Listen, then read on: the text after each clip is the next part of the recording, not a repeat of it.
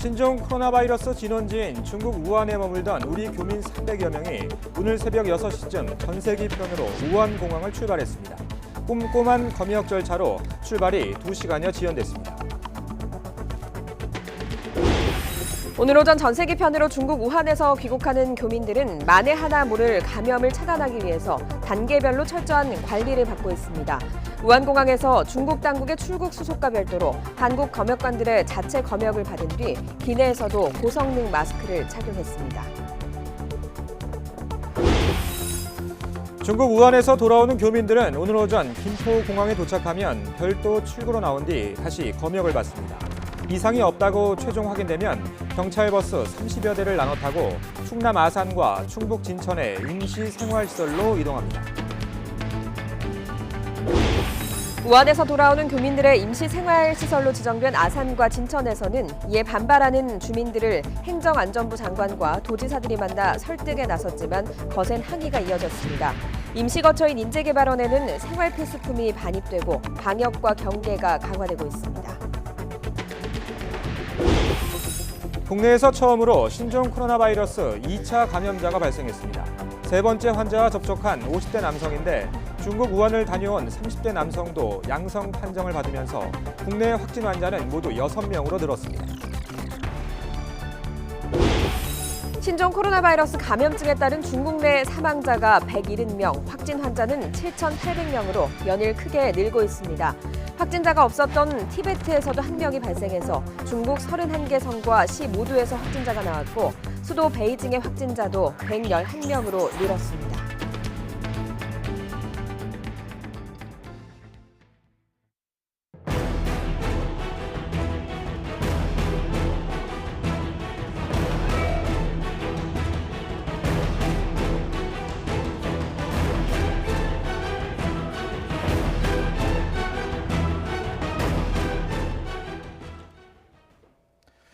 여러분 안녕하십니까? 1월 31일 금요일 굿모닝 화이트 시작합니다. 중국 우한에 있는 우리 교민을 태운 전세기가 조금 전 우한에서 이륙했습니다. 현지 검역 절차가 늦어져서 예정보다 2시간 정도 이륙이 지연됐습니다. 김포국제공항에 나가 있는 취재기자 연결해서 알아보겠습니다. 신준명 기자.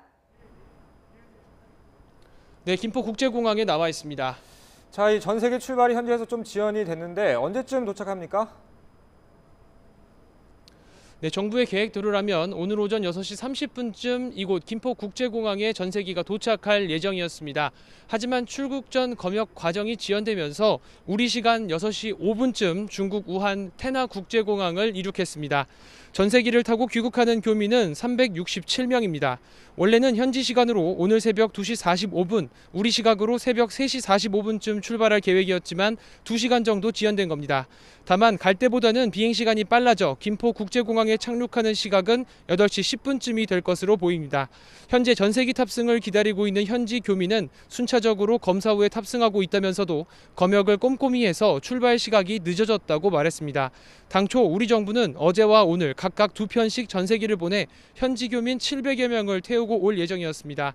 하지만 중국 정부가 어제 전세기 한 대만 승인하면서 전세기에 탑승한 367명만 오늘 귀국하게 되고 나머지 교민들의 수송 계획은 아직 불투명합니다.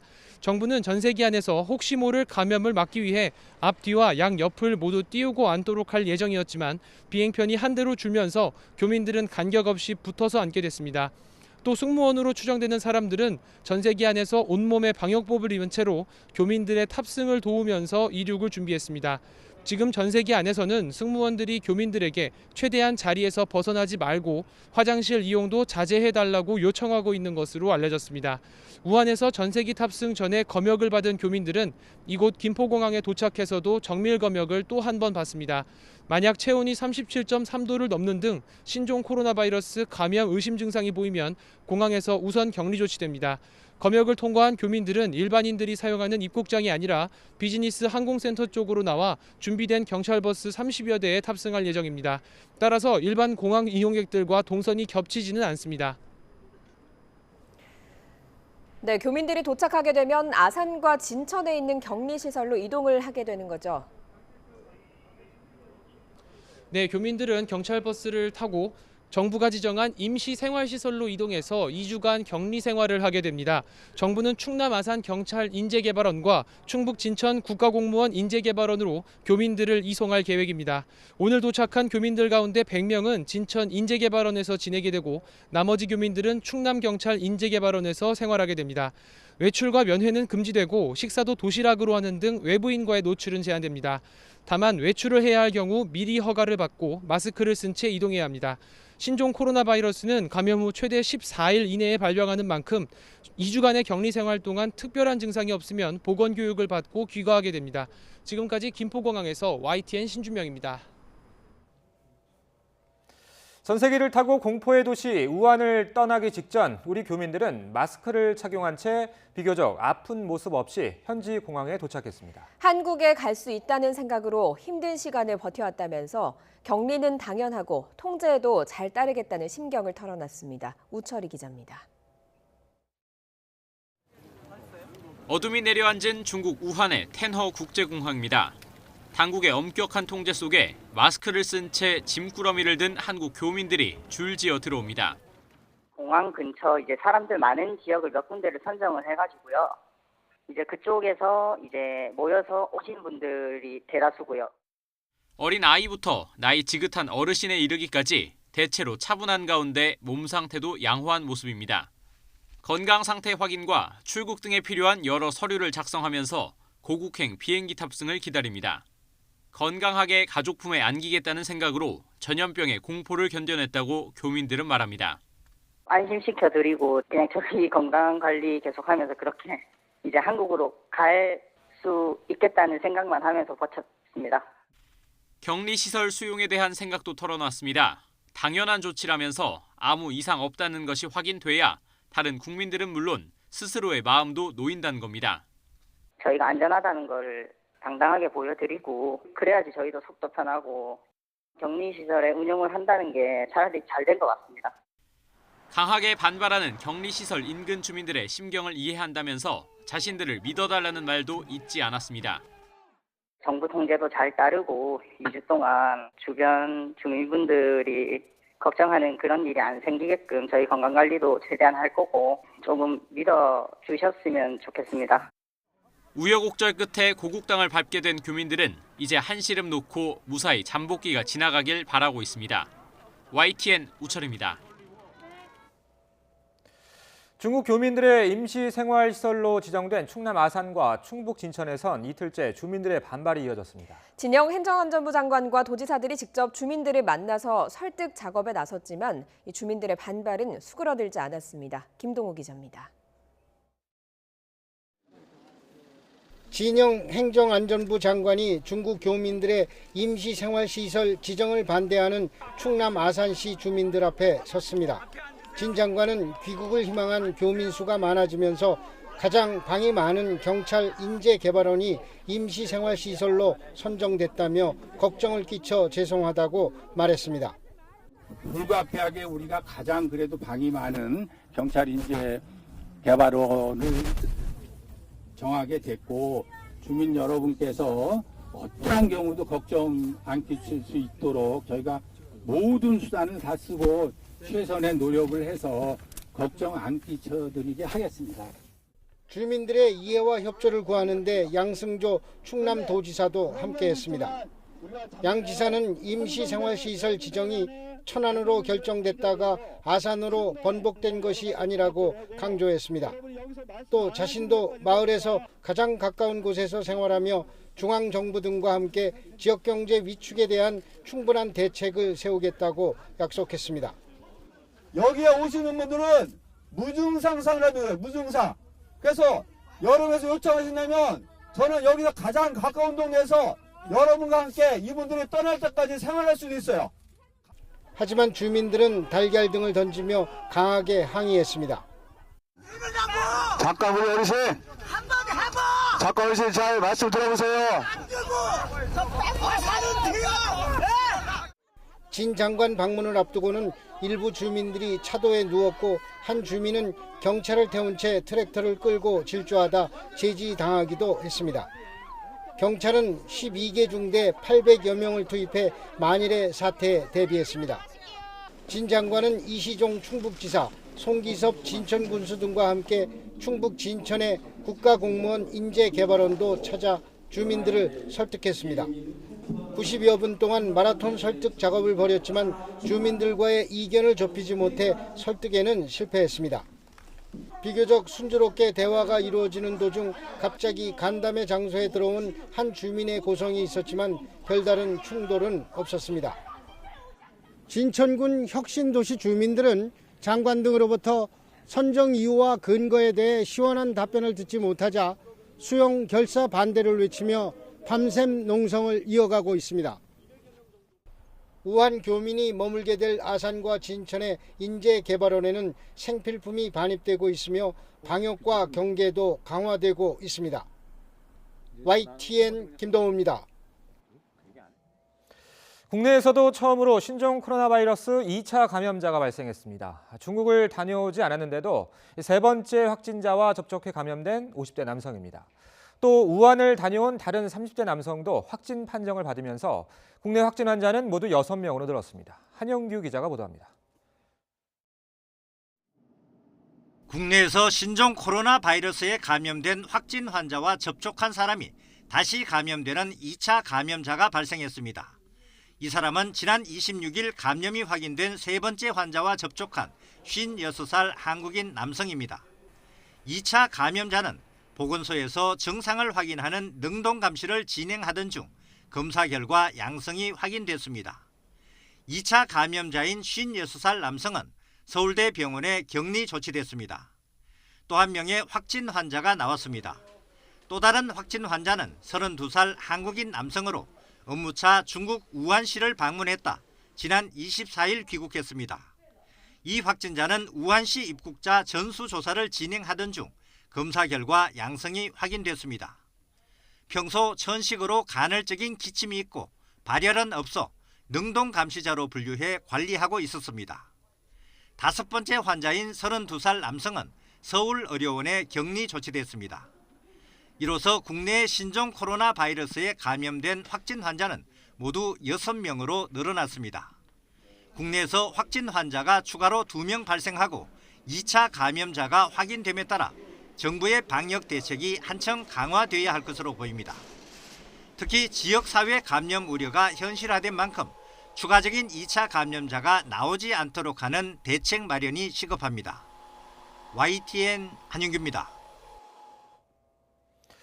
이번에 발생한 추가 환자 2명은 격리되지 않은 채 일상생활을 한 능동감시 대상자여서 꽤 많은 접촉자가 있었을 것으로 보입니다. 2차 감염자인 6번째 환자는 수도권을 며칠간 돌아다녔던 세 번째 환자와 음식점에서 접촉한 것으로 확인됐습니다. 김진호 기자입니다. 추가로 확인된 확진 환자 2명은 모두 능동감시 대상자였습니다. 능동감시 대상자는 일상생활을 하면서 보건소에서 하루에 2번 전화를 걸어 발열 여부와 호흡기 증상을 확인하는 대상자입니다. 이들 2명은 격리되지 않은 상태로 일주일가량 일상생활을 했기 때문에 이들의 이동 동선과 접촉자를 찾는 게 급선무입니다. 특히 6번 환자는 지난 22일 오후 6시부터 오후 7시 20분까지 3번 환자와 서울 강남에 있는 한일관이라는 음식점에서 함께 식사를 했습니다. 여기서 발생한 접촉자는 6번 환자를 포함해 모두 4명입니다. 6번 환자는 현재 서울대병원에 격리돼 치료 중이며 겉으로 드러나는 증상이 거의 없을 정도로 건강 상태는 양호합니다. 이 환자는 중국을 방문한 적이 없는 것으로 알려졌으며 이 사실이 확인되면 환자와의 접촉에 의해 신종 코로나에 감염된 국내 첫 사람 간 2차 감염 사례가 될 것으로 보입니다. 3번 환자는 지난 22일부터 25일까지 서울 강남과 경기도 일산 일대를 다닌 것으로 조사됐습니다. 이 때문에 3번 환자의 이동 동선과 접촉자들에 대해서도 다시 한번 면밀한 조사가 필요해 보입니다. 중국에서 계속 입국자가 있고 있는 상황에서는 환자 발생은 계속 늘 거다, 당분간. 우리가 어떻게 방역을 하고 대응하느냐에 따라서 그것이 많이 바뀔 수가 있다. 지금까지 2차 감염이 확인된 나라는 일본과 타이완, 독일 3개 나라이고 베트남도 2차 감염으로 추정되는 사례가 발생했습니다. 일상생활을 한 능동감시자 2명에게서 확진 사례가 발견되고 처음으로 2차 감염까지 확인되면서 앞으로 국내에서 신종 코로나 바이러스 감염증은 더욱 확산할 것으로 우려됩니다. YTN 김준호입니다.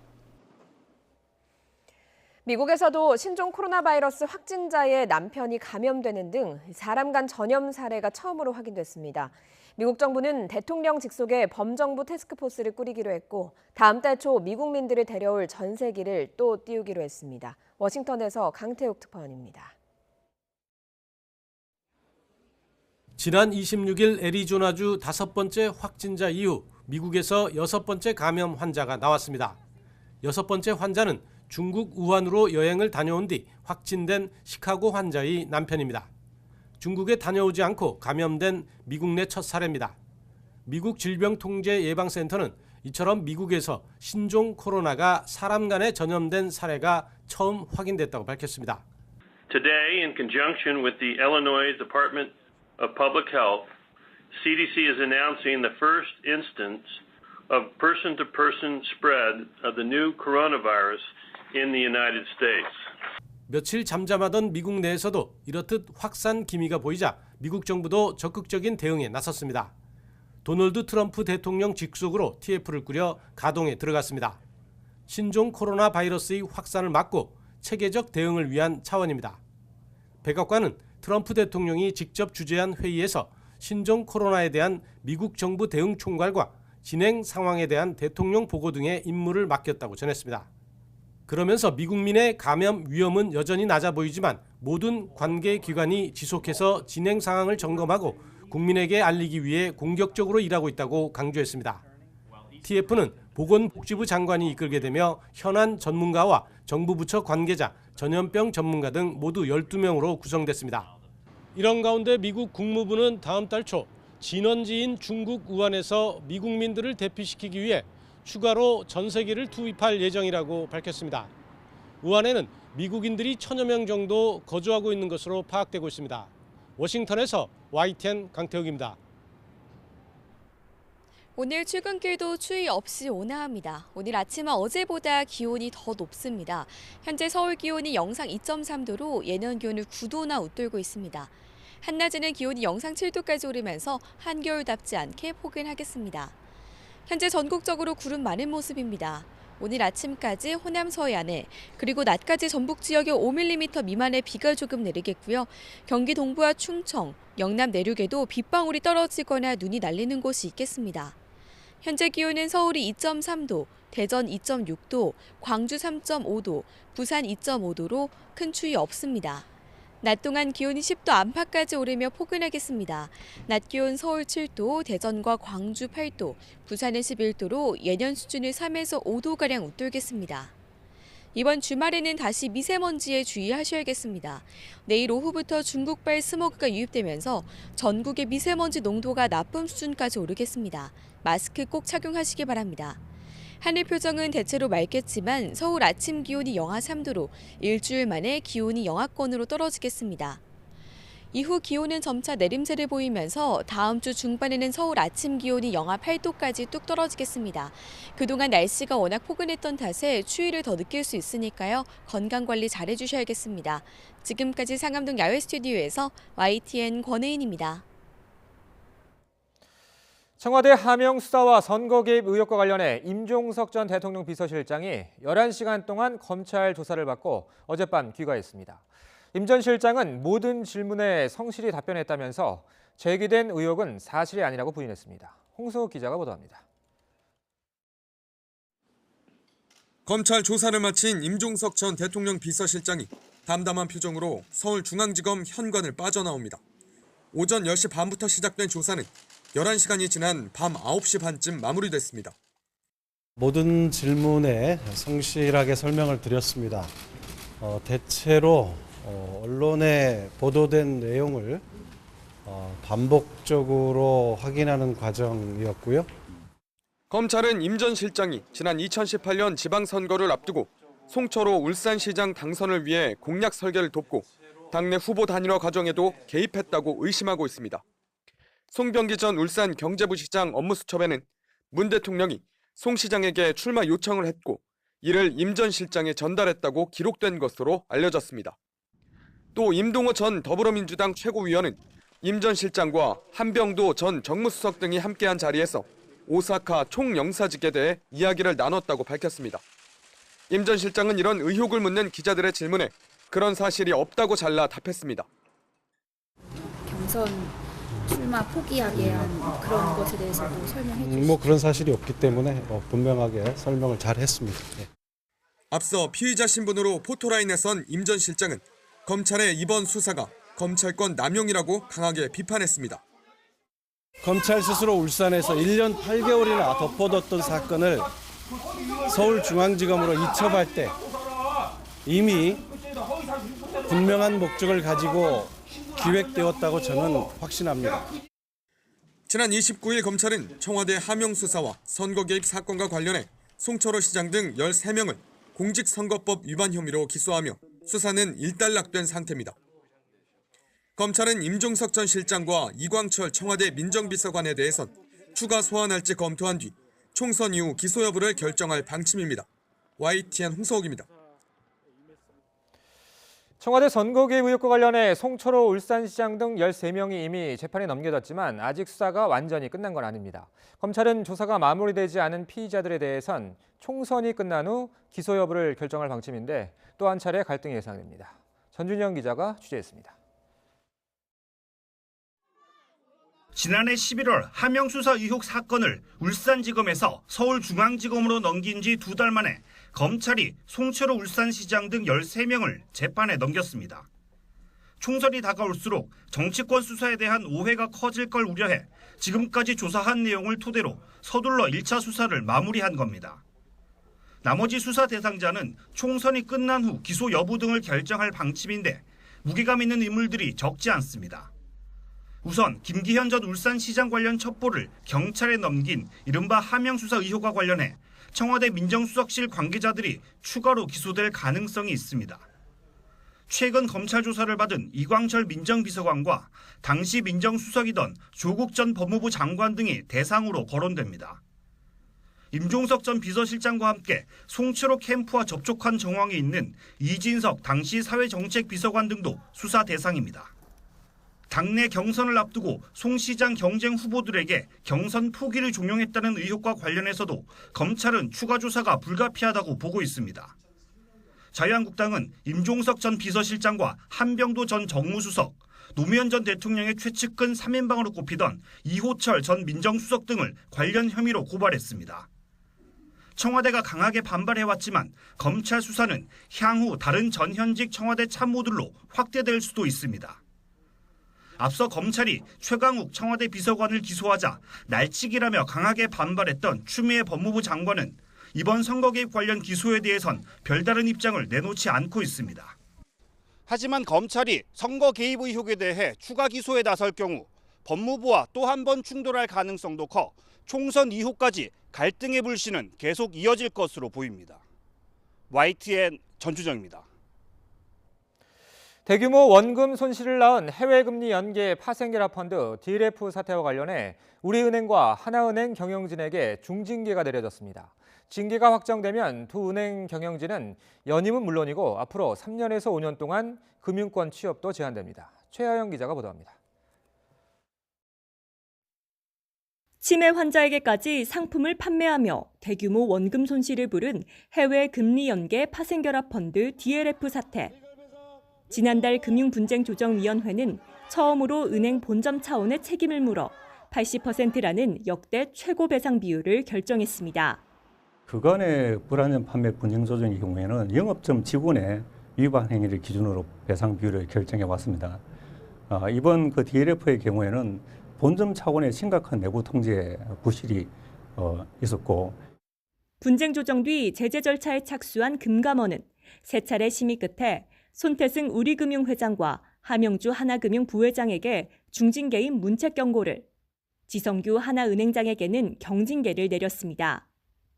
또 우리은행과 하나은행에 대해선 내부 통제 기준 마련 의무 위반 등으로 6개월 동안 일부 업무 정지와 과태료 200억 원 부과를 금융위원회에 건의하기로 했습니다. 내부 통제 부실 책임을 경영진에게 물을 법적 근거가 부족하다는 은행의 방어 논리는 받아들여지지 않았습니다. 중징계가 확정되면 두 경영진은 남은 임기 뒤 연임은 물론이고 3에서 5년 동안 금융권 취업이 제한됩니다. 이에 따라 오는 3월 주주총회 의결만 남은 손 회장 연임에는 적신호가 켜졌고 한 부회장은 차기 회장에 도전할 수 없게 됐습니다.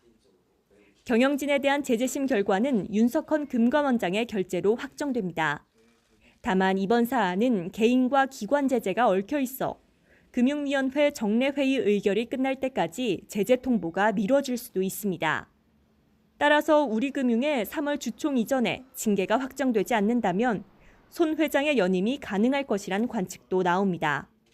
YTN 최아영입니다. 신종 코로나 바이러스 예방법 중 가장 중요하다고 꼽히는 건 바로 손 씻기입니다. 왜 손을 씻는 게 중요한 걸까요? 정혜은 기자가 알려드립니다.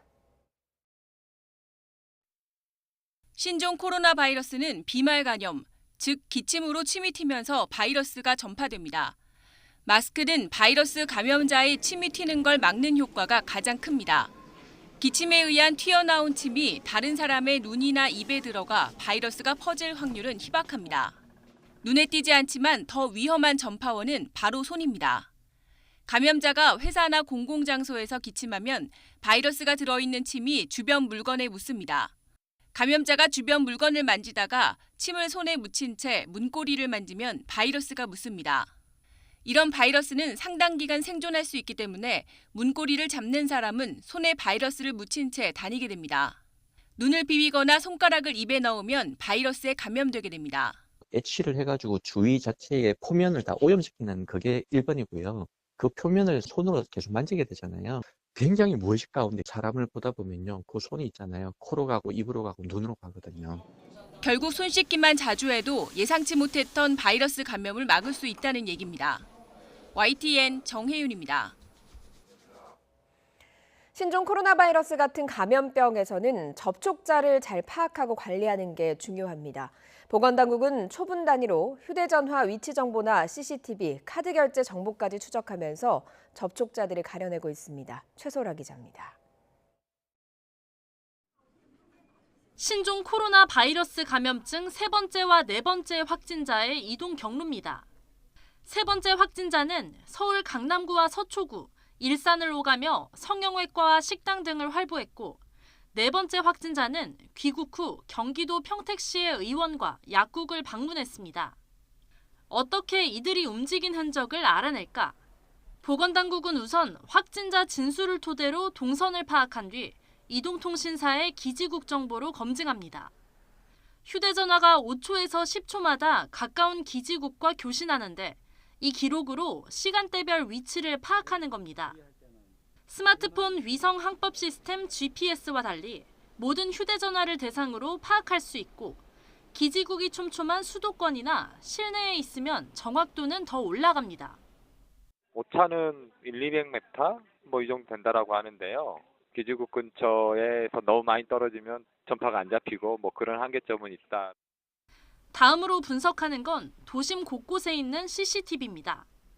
확진자가 마스크를 착용하고 있는지, 옆 사람과 거리는 얼마나 되는지, 대화를 나눴는지를 살펴 위험군을 가려냅니다. 접촉자는 노출 시간, 노출 위험도에 따라서 밀접 접촉자와 일상 접촉자로 분류하여 밀접 접촉자는 자가격리 후에 모니터링을 진행 중에 있습니다.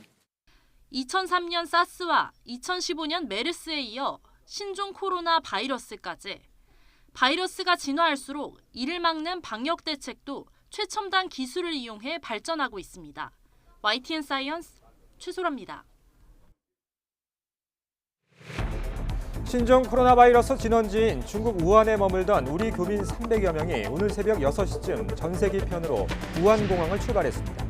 꼼꼼한 검역 절차로 출발이 2시간여 지연돼 오전 8시까지나 김포공항에 도착할 예정입니다.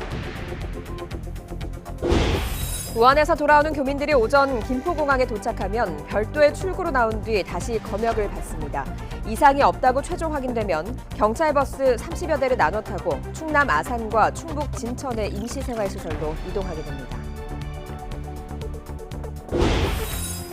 우한에서 돌아오는 교민들의 임시생활시설로 지정된 아산과 진천에선 반발하는 주민들을 행정안전부 장관과 도지사들이 만나 설득에 나섰지만 거센 항의가 이어졌습니다. 임시거처인 인재개발원에는 생활 필수품이 반입되고 방역과 경계가 강화되고 있습니다. 세계보건기구 WHO가 신종 코로나 바이러스 확산에 따라서 심각한 전염병에 적용하는 국제 비상사태를 선포했습니다. WHO는 전례 없는 발병이 취약국가로 이어질 가능성을 대비해야 한다고 강조했는데 다만 교역과 이동 제한을 권고하지는 않았습니다.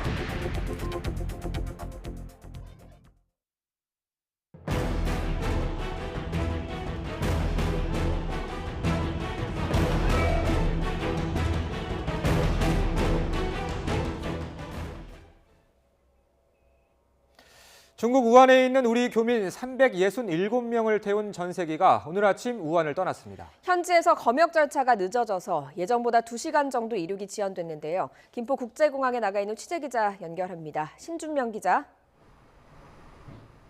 네, 김포국제공항에 나와 있습니다. 자, 이 우리 교민 태운 전세기 출발이 좀 지연됐는데 언제쯤 도착합니까? 네, 정부의 계획대로라면 30분 전인 오늘 오전 6시 반쯤 이곳 김포국제공항에 도착할 예정이었습니다. 하지만 출국 전 검역 과정이 지연되면서 우리 시간으로 6시 5분쯤 중국 우한 테나국제공항을 이륙했습니다. 전세기를 타고 귀국하는 교민은 367명입니다. 원래는 현지 시간으로 오늘 새벽 2시 45분, 우리 시각으로 새벽 3시 45분쯤 출발할 계획이었지만 2시간 정도 지연된 겁니다. 다만 갈 때보다는 비행시간이 빨라져 김포국제공항에 착륙하는 시각은 8시 10분쯤이 될 것으로 보입니다. 현재 전세기 탑승을 기다리고 있는 현지 교민은 순차적으로 검사 후에 탑승하고 있다면서도 검역을 꼼꼼히 해서 출발 시각이 늦어졌다고 말했습니다. 당초 우리 정부는 어제와 오늘 각각 2편씩 전세기를 보내 현지 교민 700여 명을 태우고 올 예정이었습니다. 하지만 중국 정부가 어제 전세기 한 대만 승인하면서 전세기에 탑승한 367명만 오늘 귀국하게 되고 나머지 교민들의 수송 계획은 아직 불투명합니다. 정부는 전세기 안에서 혹시 모를 감염을 막기 위해 앞뒤와 양옆을 모두 띄우고 앉도록 할 예정이었지만 비행편이 한 대로 줄면서 교민들은 간격 없이 붙어서 앉게 됐습니다. 또 승무원으로 추정되는 사람들은 전세기 안에서 온몸에 방역복을 입은 채로 교민들의 탑승을 도우면서 이륙을 준비했습니다. 지금 전세기 안에서는 승무원들이 교민들에게 최대한 자리에서 벗어나지 말고 화장실 이용도 자제해달라고 요청하고 있는 것으로 알려졌습니다. 우한에서 전세기 탑승 전에 검역을 받은 교민들은 이곳 김포공항에 도착해서도 정밀 검역을 또 한 번 받습니다. 만약 체온이 37.3도를 넘는 등 신종 코로나 바이러스 감염 의심 증상이 보이면 공항에서 우선 격리 조치됩니다. 검역을 통과한 교민들은 일반인들이 사용하는 입국장이 아니라 비즈니스 항공센터로 나오게 됩니다. 따라서 일반 공항 이용객들과 동선이 겹치지는 않습니다. 교민들은 준비된 경찰버스 30여 대에 탑승해 충북 아산과 충남 진천에 마련된 격리시설로 이동할 예정입니다. 지금까지 김포공항에서 YTN 신준명입니다. 중국 우한에 있는 우리 교민을 태운 전세기가 오늘 도착하면 정밀 검역을 받은 뒤 충남 아산과 충북 진천에 마련된 임시보호시설로 이동해 2주 동안 생활하게 됩니다. 먼저 충북 진천에 나가 있는 취재기자 연결해서 현장 상황 알아보겠습니다. 이성우 기자. 네, 국가공무원 인재개발원 앞에 나와 있습니다. 자, 어제도 반발이 꽤 심하던데 지금 상황은 어떻습니까? 네, 주민들의 반발은 계속 이어지고 있습니다. 보시는 것처럼 경찰 수백 명이 국가공무원 인재개발원 출입구를 통제하고 있는데요. 어제 진영 행정안전부 장관과 이시종 충북도지사가 현장을 찾았지만 주민들을 설득하기에는 역부족이었습니다. 진 장관은 주민들을 만난 자리에서 정부 결정으로 주민께 불편하게 한 점을 죄송하게 생각한다며 우리가 당연히 해야 할 일이고 2주 정도면 해결될 사안이기 때문에 주민들의 이해를 바란다고 양해를 구했습니다. 하지만 주민들은 주거 밀집 지역에 임시보호시설을 지정한 것을 도저히 이해할 수 없다는 입장에서 설득에는 이르지 못했습니다. 이어 주민 200여 명은 항의 집회를 재개했고 인재개발원 인근 아파트 단지를 시작으로 행진 시위를 벌였습니다. 현재 이곳에는 주민 10여 명이 나와 있는 상태인데요. 주민들은 오늘 오전에 다시 모여 항의 시위를 이어간다는 방침이어서 경찰과 대치는 계속될 것으로 보입니다. 네, 지금 오고 있는 전세기에는 367명이 타고 있는 것으로 전해지고 있는데요. 이 도착한 교민들 가운데 진천으로 가는 인원은 얼마나 됩니까? 네, 오늘 도착하는 교민들 가운데 100명은 이곳 국가공무원 인재개발원으로 이동합니다. 이곳에서 2주 동안 격리 생활을 하게 되는데요. 정부는 국가공무원 인재개발원에 교민 173명이 임시 보호될 것이라고 밝힌 바 있습니다. 교민들 연고지를 먼저 고려한 것으로 알렸습니다. 국가공무원 인재개발원에 도착한 교민들은 외출과 면회는 금지되고 식사도 도시락으로 하는 등 외부인과의 노출은 제한됩니다. 방 밖으로 나오려면 미리 허가를 받은 뒤 마스크를 착용해야 합니다. 신종 코로나 바이러스는 감염 후 최대 14일 이내에 발병하는 만큼 2주간 격리 생활 동안 특별한 증상이 없으면 보건 교육을 받고 집으로 돌아가게 됩니다. 지금까지 충북 지천 국가공무원 인재개발원에서 YTN 이성호입니다. 네, 충북 진천 상황 보셨고 이번에는 충남 아산으로 가보겠습니다. 이상공 기자.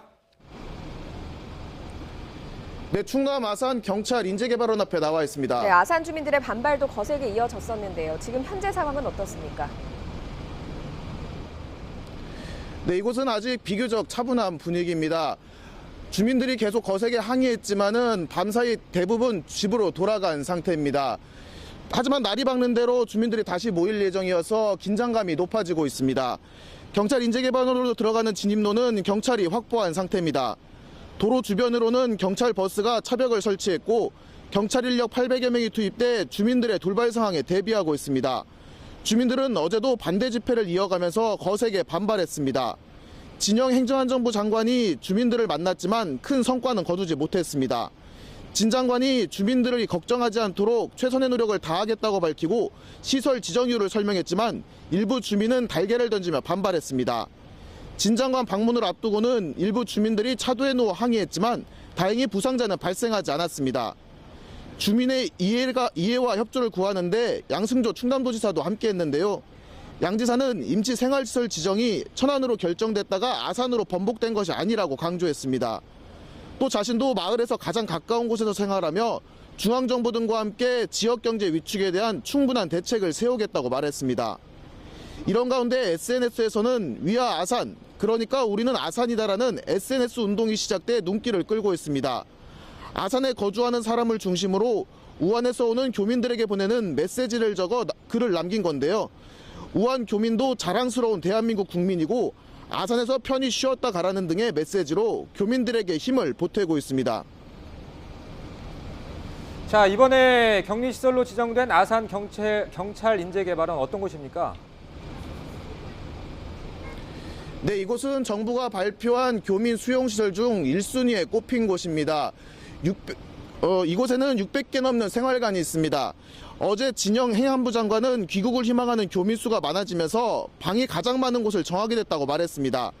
이번에 귀국하는 교민 가운데 이곳에서 생활하게 되는 교민은 200여 명 정도입니다. 우선 충남 지역인 사람이 배정이 됐고 그 다음으로 연고지가 가까운 순으로 배정된 것으로 전해졌습니다.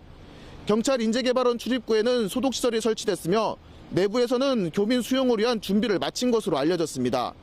교민들은 이곳에 도착하는 대로 신종 코로나 바이러스 검사를 받게 되며 외부와 철저히 차단된 채 2주 동안 생활하게 됩니다. 지금까지 충남 아산 경찰 인재개발원 앞에서 YTN 이상곤입니다.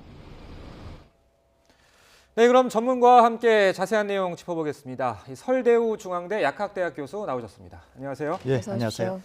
자, 교수님, 어젯밤에 이제 우리 정부 전세기가 우한 공항에 도착을 했고 애초 예정대로라면 우리 시각으로 오전 4시 그러니까 새벽 4시 전에 출발이 가능할 거다 이렇게 예상이 나왔었는데 실제로는 이제 6시가 넘어서 출발했어요. 한 2시간 정도 지연이 됐는데 왜 그래 지연이 됐을까요? 네, 우선은 검역 과정이 꽤 오래 걸린 것 같습니다. 예. 중국 당국이 우선 검역을 한 데다가 네. 또 우리 정부 측 의사분들이나 이런 분들도 혹시라도 국내에 바이러스가 유입될 그런 우려를 완전히 해소하기 위해서 아마 검역이 좀 시간이 오래 걸린 게 아닌가 싶고 또 비행기가 한 대 감으로써 좀 더 많은 사람들을 한꺼번에 이송하려고 하다 보니까 사람 숫자도 아마 좀 많아져서 예. 이렇게 시간이 좀 걸린 게 아닌가 이렇게 생각이 사실 듭니다. 애초에 정부 계획은 한 사람 안고 한 사람 띄우고 한 사람 안고 한 사람 띄우고 다음 좌석을 비우고 또 한 사람 안고 이런 다이아몬드식으로 배치를 하도록 돼 있지 않았습니까? 예, 그렇습니다. 그런데 지금 한 대가 감으로 인해서 교수님 말씀대로 좀 빽빽하게 앉게 된 것 같습니다. 저희가 비행기 화면을 봐도 좀 복잡한 상황이더라고요. 이렇게 되면 좀 감염 가능성이 우려되기도 하는데요.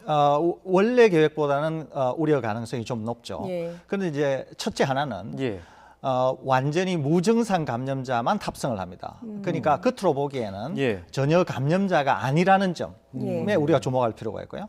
그럼에도 불구하고 혹시 감염이 되었는데 증상이 나타나지 않는 무감염자도 혹여 있을 수 있잖아요. 그런 점에서 본다고 하면은 처음 계획보다는 좀 더 감염 위험 가능성이 높아지겠죠. 그런 것들 때문에 아마 원래 착용하기로 했던 마스크보다는 좀 더 방역 단계를 높여서 좀 더 감염 위험을 훨씬 더 심각하게 차단할 수 있는 마스크를 착용하고 또 비행 기간 중간에 가능하면은 화장실을 포함한 이동은 매우 제한된 상태로 이동하게 되고 아마 이런 조치를 통해서 최대한의 감염을 억제한 그런 상태로 이송이 되지 않나 이렇게 보여집니다. 예.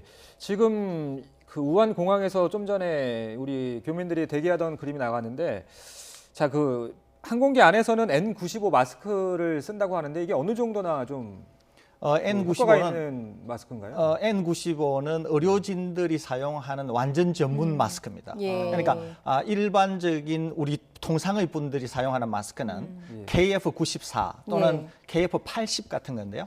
이것보다 지금 약국에서 파는 것들이요. 그렇죠. 이것보다 훨씬 강도가 높고 잘 걸러주는. 그래서 우리가 메르스 때나 에볼라 때나 이렇게 전문 의료진들이 착용했던 간호사나 의사분들이 착용했던 그런 마스크입니다. 사실 호흡을 하기는 쉽지 않을 것 같은데요. 그럼에도 불구하고 지금 좌석 배치가 이렇게 되어 있기 때문에 이 마스크를 착용하지 않나 이렇게 생각이 듭니다. 그리고 또 이런 이야기 하시는 분들도 있더라고요. 고성능 헤파 필터. 그래서 항공기 내 공기 주입 시스템 자체가 전문적이기 때문에 그렇게 바이러스 전파가 쉽지는 않을 거다 이런 지적도 하시더군요. 예, 맞습니다.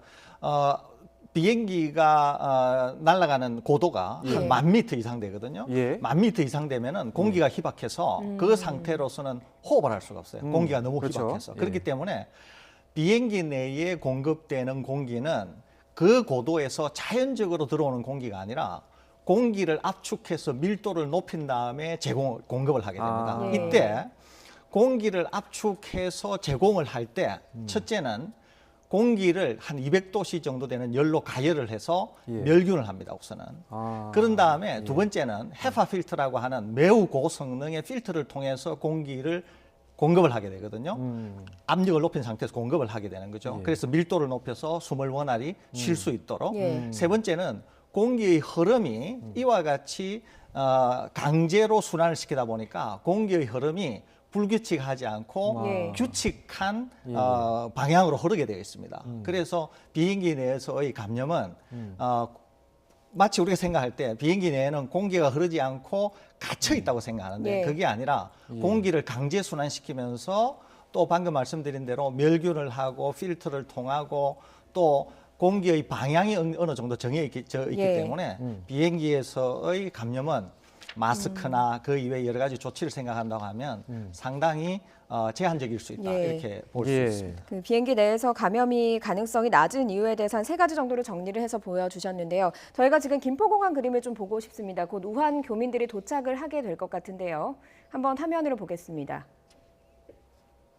네, 지금 이 시각 현재 김포공항 모습입니다. 지금 보시는 곳은요, 비즈니스 항공센터라는 곳이고요. 좀 쉽게 설명을 해드리자면 전용기 전용 터미널이라고 할 수 있겠습니다. 그래서 개인이나 기업들이 갖고 있는 전용기들이 이착륙을 할 수 있는 시설이기 때문에 별도로 우리 일반 이용객들이 이용하는 그런 그 입국장이나 출국장이 아니라 별도의 시설이기 때문에 오늘 김포공항 이용하시는 이용객들하고는 마주칠 일이 없는 거고요. 예. 그렇습니다. 예. 우리 교민들이 입국을 하게 되면 지금 보시는 터미널 경납고가 아마 보이실 텐데요. 경납고에서 내리게 되고요. 검역소를 통해서 나오게 됩니다. 지금 이곳은 철저하게 전용기만 이용을 하는 터미널이고요. 이틀 동안 지금 이 장소를 이용하지 않기로 했기 때문에 저희 우한 교민들이 돌아오는 전세기만 활용을 하게 될 것 같습니다. 교수님, 김포공항을 이용하게 된 어떤 특별한 이유가 있을까요? 사실은 충청도하고는 가까운 게 청주공항 아닙니까? 매우 특별한 이유가 있다고 예. 생각이 듭니다. 우선 하나는 아니 인천공항을 이용하지 그러면 왜 김포공항을 이용하느냐. 그렇죠. 출발은 인천공항에서 그렇죠. 했는데요. 예. 그다음에 또 청주공항을 이용하면 되지 왜 김포공항을 예. 이용하느냐 이런 게 있을 수 있잖아요. 우선은 인천공항은 우리 국내외 승객들의 굉장히 많습니다. 예. 그렇기 때문에 지금 오시는 분들이 매우 안전 조치를 하고 감염도 안 된 분이고 그렇지만 그럼에도 불구하고 최악의 상황을 가정하는 거예요. 그럼에도 불구하고 혹시 예. 이런 것들 때문에 일반인들과 가능하면 접촉을 매우 제한하는 거예요. 또 두 번째는 비행기가 상당히 큽니다. 예. 한 번에 대량 수송을 해야 되기 때문에. 그러니까 청주 비행장 같이 작은 비행장은 이 착륙이 예. 좀 어려울 수가 있어요. 예. 국제공항급이 예. 아니기 때문에 큰 비행기가 내리고 오르고 하는 데는.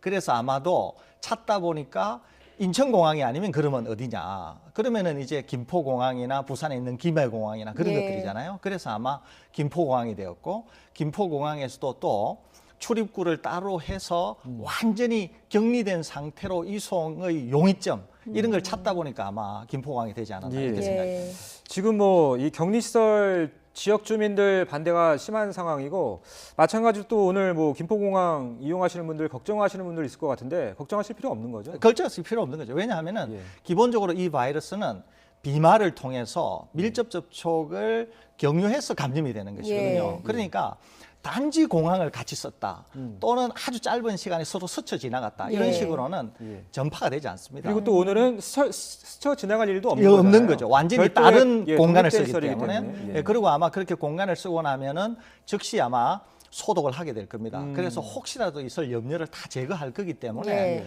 공항을 이용하는 것과 관련해서 일반 승객분들이 염려하실 필요는 전혀 없고요. 예. 또 저 지금 수용 시설과 관련해서도 지금 뭐 걱정이 많지 않습니까? 그럼에도 불구하고 실제로 전파를 시킬 염려는 거의 없다 이렇게 이해하시면 교수님, 되겠습니다. 지금 이야기가 나와서 좀 궁금한 점이 있어서 한 가지 여쭤보겠습니다. 혹시 저희가 사용하는 뭐 탁자라든가 아니면 공항에서 이용하게 되는 공공시설 뭐 이런 것을 통해서 전파될 가능성은 낮은 겁니까? 없다고 볼 수는 없는데 예. 예를 들면 이런 겁니다. 제가 환자예요. 근데 환자에게서 나온 비말이 거기에 묻어 있을 수가 있거든요. 예. 그리고 다음 사람이 그거를 만지게 되면은 옮을 가능성은 있어요. 예. 그런데 이 바이러스가 밖에서 얼마나 생존하는가 하는 것은 아직 확실히 알려진 바는 없습니다. 예. 그럼에도 불구하고 우리는 뭘 알고 있냐면은 이 바이러스의 생존력이 상당히 낮고 예. 특히 습기를 잃어버리면은 생존력이 급격히 좋아진다고 알려져 있어요. 예. 그런데 비말 형태로 있으면서 밀접 접촉이 되어 가지고 다른 사람에게 전파되는 것은 몸 안으로 금방 들어가기 때문에 바이러스 생존력이 유지가 될 수 있는데 바깥쪽으로 나와서 조금이라도 있게 되면 예. 비말의 사이즈가 아주 적거든요. 예. 그렇지만 공기 중에 있게 되면은 수분이 금방 증발해 버리게 예. 됩니다. 수분이 일단 이렇게 증발해 버리고 나면 바이러스의 생존력이 거의 없다고 보시면 돼요. 예. 그러니까 환자가 지나가서 환자가 남겨놓은 바이러스를 만짐으로써 감염이 될 가능성은 있지만 예. 시간이 조금이라도 지체가 되어서 수분이 날아가고 난 상태의 그냥 바이러스는 감염성이 전혀 없는 죽은 바이러스이기 때문에 예. 그런 거를 감안하시면 예. 이제 충분히 뭐 이해가 되지 예. 않을까 생각이 듭니다. 자, 우리 교민들이 이제 김포공항에 도착하면 또 검역 과정을 거쳐서 이제 충북 진천 또 충남 아산 시설로 격리가 되는데 그 해외 사례를 보면 미국은 공군기지에 격리시설을 만들었고 호주는 또 멀리 떨어진 외딴 섬에 또 격리를 한다고 해요. 뭐 네. 격리 기간은 우리하고는 좀 다르긴 하던데 우리가 지금 취하고 있는 이 격리시설 좀 다른 해외 사례와 비교했을 때 좀 적절하다고 평가하십니까? 저는 오히려 뭐 좋다 이렇게 보고 있습니다. 예. 왜 그러냐면은 일단 미국이나 호주나 우리나라는 일본과 약간 다른 시스템을 취하고 있지 않습니까? 예. 완전히 격리를 하는 거거든요. 격리를 하는 데 있어서 제가 보건대 미국이나 호주는 수용되는 분들이 좀 불편해 보여요. 예, 그러는데 우리 시설은 한 사람이 일실을 이용할 수 있고 샤워나 그 이외의 편의시설이나 이런 것들이 훨씬 좀 수용되는 분들이 편한 시설로 보이고요.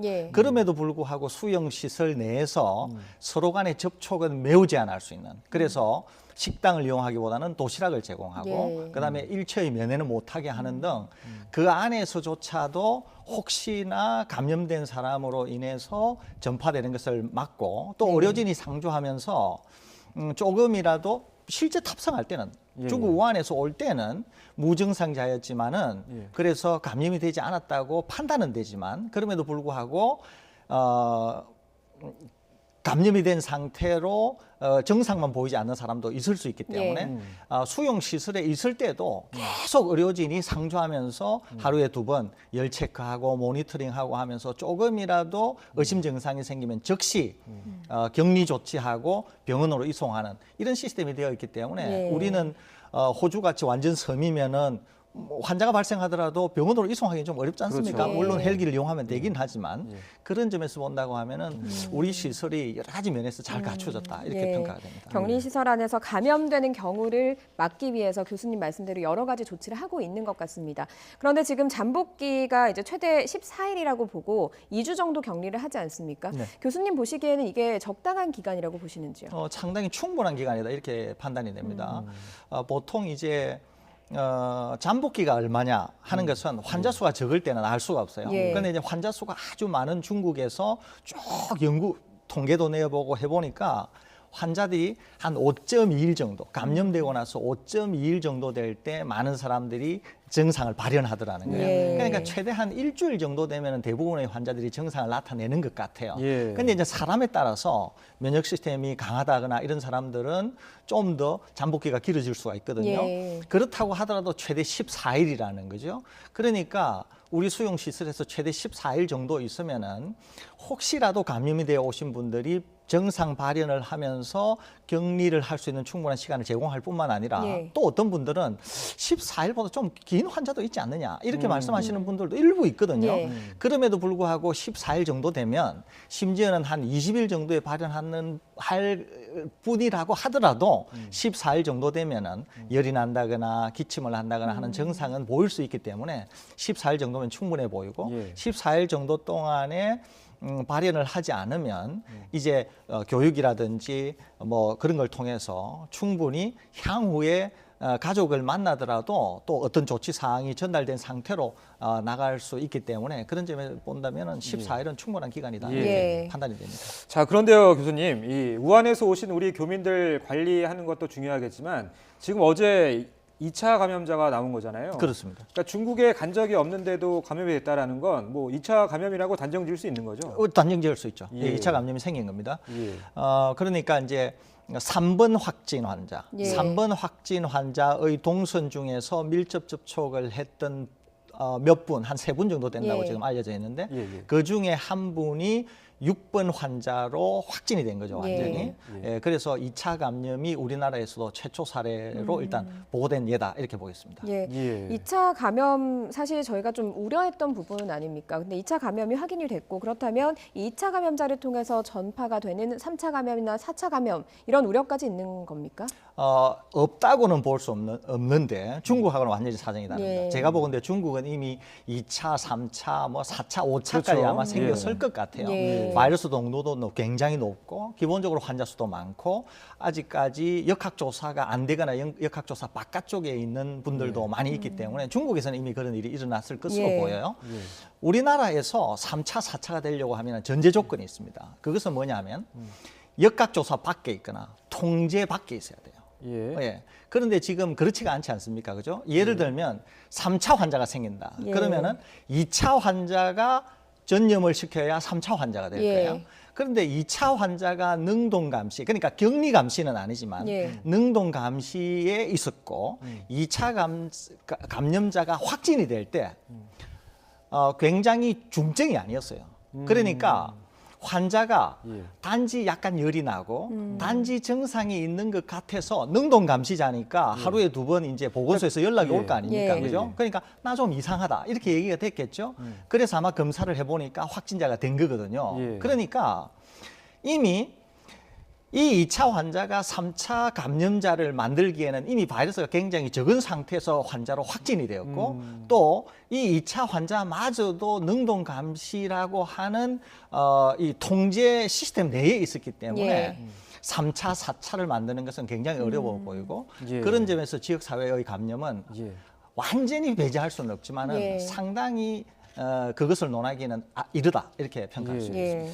그러니까 6번째 환자도 확진 판정이 되기까지 격리 상태가 아니었기 때문에 6번째 환자와 접촉한 사람들이 꽤 있겠지만 그렇죠. 그 사람으로 인한 또 추가 감염은 확률적으로 그렇게 크진 않다는 말씀이신 거죠? 그렇습니다. 왜 그러느냐 하면 감염을 시키기 위한 전제 조건이 있거든요. 그것은 뭐냐면은 이미 감염된 환자, 확진 환자가 상당히 많은 바이러스를 배출해야 돼요.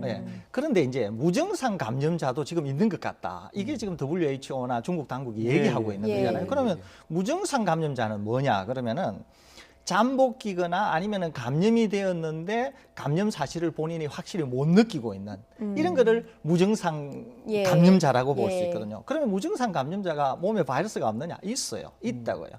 그런데 아주 낮은 거죠, 바이러스가.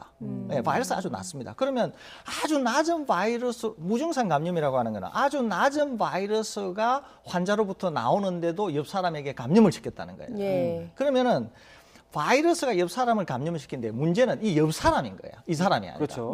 왜냐하면 옆 사람이 원래는 한 100개 정도의 바이러스가 들어와야 감염이 되는데 어떤 사람은 1개 정도로도 감염이 되는 거예요. 왜 그러는지는 모르는 거죠. 면역 기능이 낮다거나 나이가 많다거나 기저질환이 있다거나 그러면은 아주 낮은 바이러스로도 감염이 될 수 있거든요. 그러니까 무증상 감염이 완전히 없다 이렇게 배제할 수는 없는데 무증상 감염은 매우 제한적이다. 그리고 매우 특별한 조건에서만 일어난다.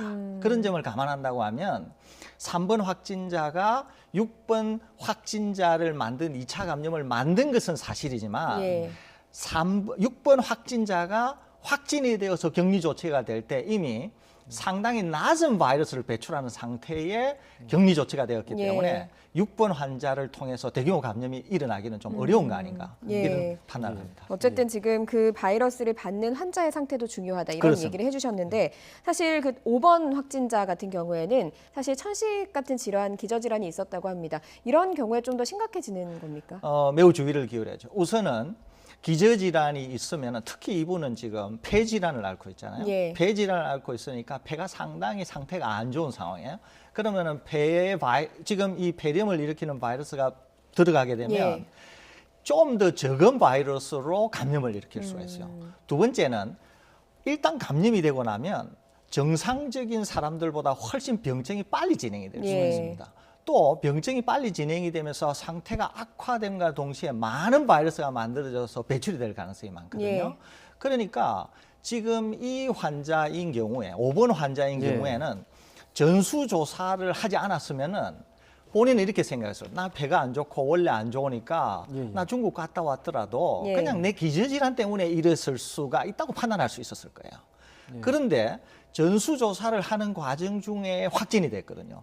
이때 확진이 될 때는 기저질환을 감안하더라도 상당히 빠른 시간 내에 확진이 된 거예요. 그렇기 때문에 이 환자를 통해서도 지역사회 감염이 일어나기에는 좀 어렵지 않나 이렇게 판단이 됩니다. 그런데 만일에 이분을 놓쳐서 병증이 상당히 진행됐다고 하면은 수퍼 전파자가 될 가능성이 상당히 높은 그런 상태에 있었다 이렇게 볼 수 있습니다. 자, 지금 뭐 교수님 궁금한 게 너무 많은데 우리 교수님은 잠시 후에 또 다시 모시기로 하고요. 네, 지금까지 설대우 중앙대 약학대학 교수와 함께 우리 교민들 입국 소식도 2차 감염에 대한 이야기 나눠봤습니다. 고맙습니다. 감사합니다.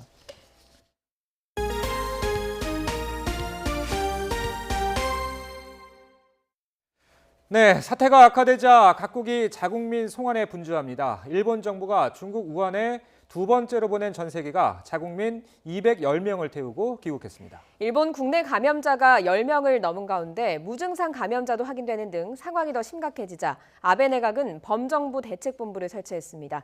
도쿄에서 황보현 특파원입니다. 중국 우한에 거주하는 일본인 210명을 태운 일본 정부의 두 번째 전세기가 도쿄 하네다 공항에 도착했습니다.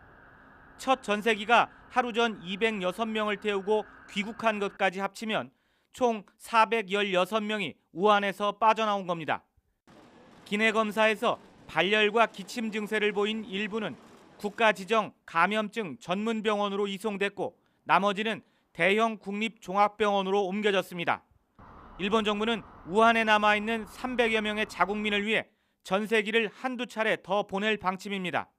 中国当局と今調整中でありますけれども、帰国をご希望される邦人の皆さんについては全て帰国を実現できるように今全力で挙げて取り組んで。 일본 내 신종 코로나 바이러스 감염자 수는 갈수록 증가하고 있습니다. 우한에서 첫 번째 전세기로 돌아온 사람 가운데서도 감염자가 나왔습니다. 특히 이 중 일부는 정밀 검사 전까지 발열이나 기침 등의 의심 증상이 전혀 없었던 무증상자인 것으로 나타났습니다. 오사카에서는 중국 관광객들을 태운 버스에 탑승해 관광 안내를 해온 40대 여성이 감염 확진 판정을 받았습니다. 이 버스 운전기사도 이미 지난 28일 감염자로 확인됐습니다. 두 사람은 우한 등 중국 각지에서 온 관광객들을 태우고 최근 오사카와 도쿄 사이의 주요 관광지를 경유한 것으로 확인됐습니다.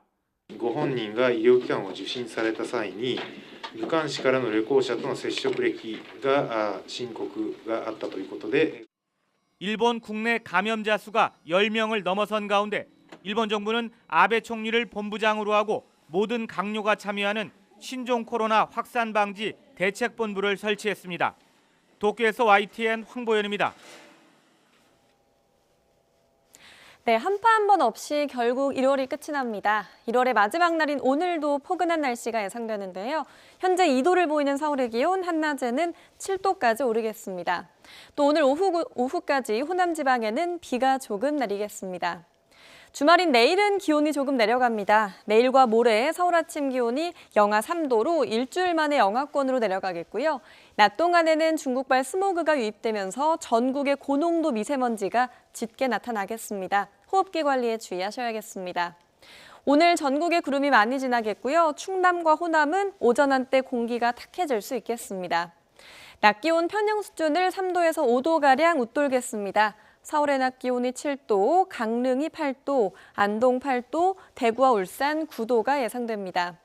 다음 주 중반에는 서울 아침 기온이 영하 8도까지 떨어지면서 반짝 강추위가 찾아오겠습니다. 날씨 정보였습니다.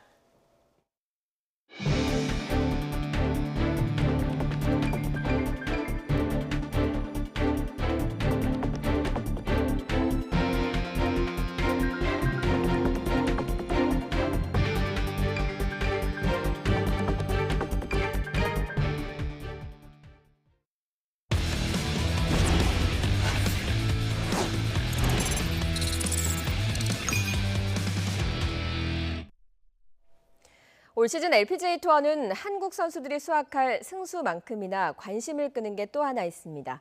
과연 누가 영광의 올림픽 무대를 밟을까인데요.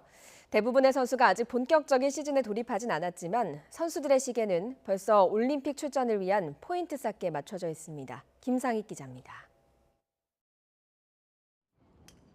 도쿄올림픽 여자 골프 출전 선수는 오는 6월 말 발표되는 세계 랭킹으로 결정됩니다.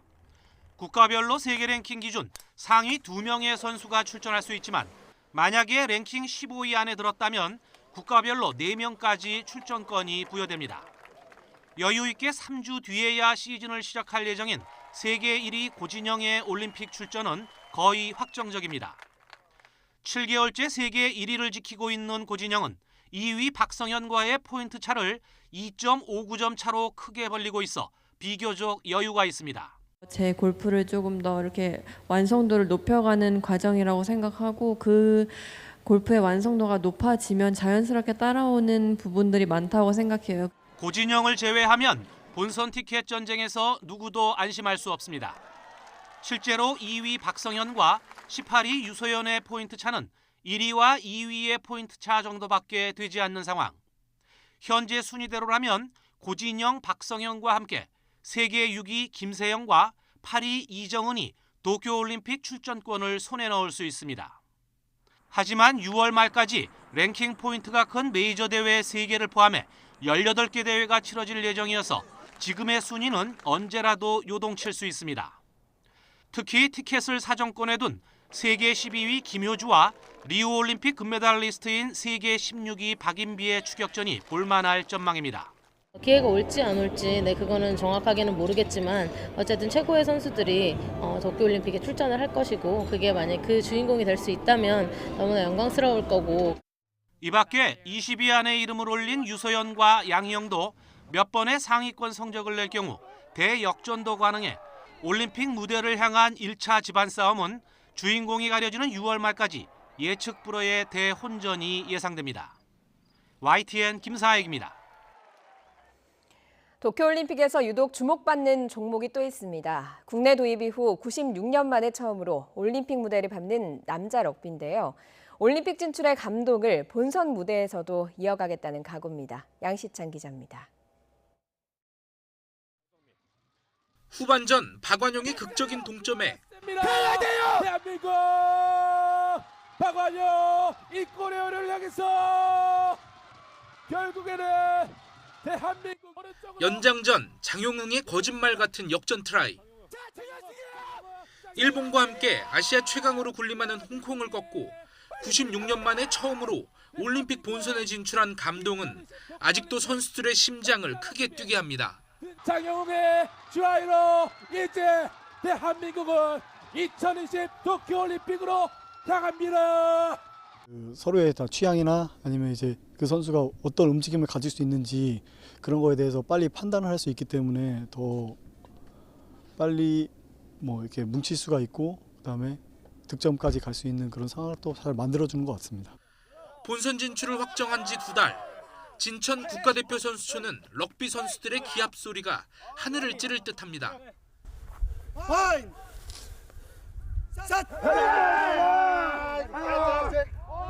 어깨를 걸고 공을 빼앗는 스크럼은 물론 축구장 크기 경기장을 빈틈없이 뛰어야 하는 공격과 수비 훈련까지 매일 고강도 훈련의 반복입니다. 올림픽 본선 진출국 중 최약체라는 평가는 오히려 신선한 자극제입니다. 선수층은 얇지만 유럽에도 밀리지 않는 체격의 포워드진과 아시아 최정상급 빠른 발을 가진 백스를 3명 이상 보유한 선수 구성은 어느 팀에도 뒤지지 않습니다. 강팀과의 대결도 막상 뚜껑을 열어보면 호락호락하지 않을 것이란 기대가 나오는 이유입니다. 서양 애들이랑 해서 막 꿀릴 건 없다고 생각하거든요. 힘도 그렇고 저희도 또 준비도 워낙에 잘했고. 한국 럭비는 실업팀 3개, 대학팀 4개, 정식 등록 선수가 980여 명에 불과합니다. 10만 명이 넘는 일본의 100분의 1도 안 되는 수준입니다. 때문에 럭비 대표팀에게 이번 도쿄올림픽은 기회입니다. 올림픽 진출의 감동을 본선 무대에서 또다시 선보인다면 국민적인 관심을 받을 수 있다는 기대 때문입니다. 알차게 준비를 잘해서 정말 국민들이 감동받을 수 있는 또 그런 다시 한번 멋진 장면들을 연출해 내도록 하겠습니다.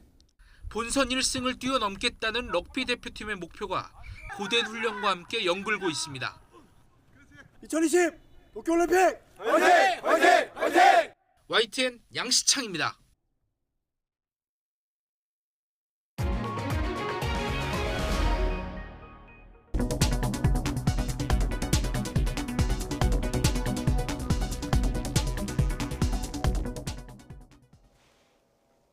네, 1월의 마지막 날인 오늘도 포근한 날씨가 예상됩니다. 현재 2.5도를 보이는 서울 기온 한낮에 7도까지 오르겠고요. 오늘 호남 지방에는 약하게 비가 오겠습니다. 주말인 내일은 기온이 조금 내려갑니다. 서울의 아침 기온이 영하 3도로 일주일 만에 영하권 기록하겠고요. 낮에는 고농도 미세먼지가 짙게 나타나겠습니다. 오늘 전국에 구름이 많이 끼겠고요. 동해안에는 너울성 파도가 높게 일겠습니다. 낮 기온은 서울이 7도, 강릉 8도, 울산과 대구 9도가 예상됩니다. 다음 주 중반에는 서울의 아침 기온이 영하 8도까지 떨어지면서 반짝 강추위가 찾아오겠습니다. 날씨 정보였습니다. 굿모닝 YTN 2부 잠시 후에 이어집니다.